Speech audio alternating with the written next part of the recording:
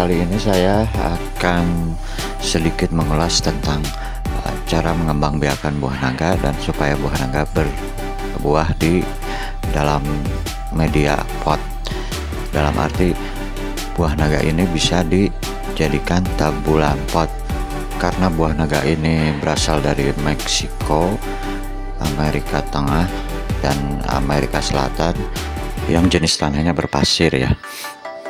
Karena tanaman ini sejenis kaktus, jadi banyak durinya, sama persis seperti kaktus. Jadi kalau kena tangan ya lumayan.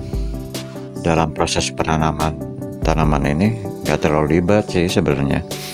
Kita cukup mendapatkan steknya aja, terus kita tanam di pot yang seharusnya besar ya, sebesar kaleng cat 25 kilo.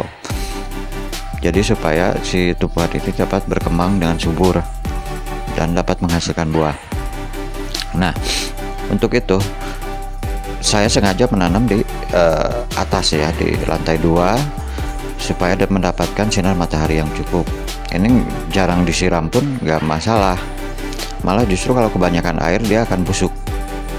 Kita tidak boleh banyak menyiram dengan air setiap hari. Ya cukup mungkin sehari sekali, apalagi kalau musim hujan ya nggak perlu sih ya. Setelah tanaman ini bisa tumbuh dengan normal, otomatis kan akan menjalar. Kita biarkan sampai dengan batak cabang kedua, nanti cabang ketiganya kita potong. Kenapa harus kita potong? Karena supaya bisa merangsang tumbuhnya buah. Kalau kita biarin aja sampai beberapa cabang menjalar terus, dia akan sulit untuk berbuah, soalnya dia fokus ke cabang-cabang selanjutnya. Tapi kalau kita potong dari cabang ketiga, dia akan muncul buah di cabang kedua dan tidak mungkin muncul di cabang primer, di cabang utama. Jadi ya kita pertahankan itu cabang kedua supaya cepat tua dan bisa menghasilkan bunga yang nantinya bakal buah. Dalam pemberian pupuk pun nggak ribet ya. Tanaman ini nggak perlu pemupukan yang spesial.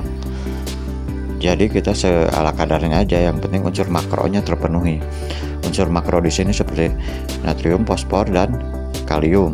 Itu yang utama. Buah naga ini juga ada beberapa jenis ya. Ada yang buah naga yang buahnya putih dalamnya, ada yang ungu. Kalau yang putih, si buahnya akan jauh lebih besar, hampir 2 kali lipat dari buah yang ungu. Cuman kalau buah naga yang warna putih sulit sekali untuk berbuah. Perlakuannya kita mesti spesial ya, dari pemangkasan, dari media tanamnya juga. Seperti sekarang ini buah naga saya sudah mulai berbuah ya. Ini udah ketiga kalinya dia berbuah dan kuncupnya bagus ya, seperti mahkota. Bunganya juga nanti berbunga, tapi setiap menjelang maghrib dia akan mekar sepanjang malam, nanti kuncup lagi pas matahari terbit. Itu uniknya dari buah naga. Kalau di sini seperti bunga Wijaya Kusuma, sama persis, wanginya sama. Cuman di sini Wijaya Kusuma nggak, entah sih berbuah enggaknya ya. Cuman kalau buah naga kan bisa dikonsumsi dan manfaatnya juga banyak. Nah, ini media tanam yang saya pakai juga nggak terlalu spesial. Ini bukan tanah humus, cuman berangkal dari sisa-sisa bangunan ya. Ini juga jarang saya perlakukan, saya gemburkan jarang sekali.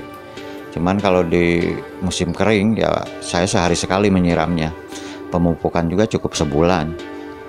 Nggak ribet sih, ditinggalin juga bisa kalau misalkan menanam buah naga ini nggak seperti menanam bunga-bungaan yang harus diperlakukan dengan ekstra ya.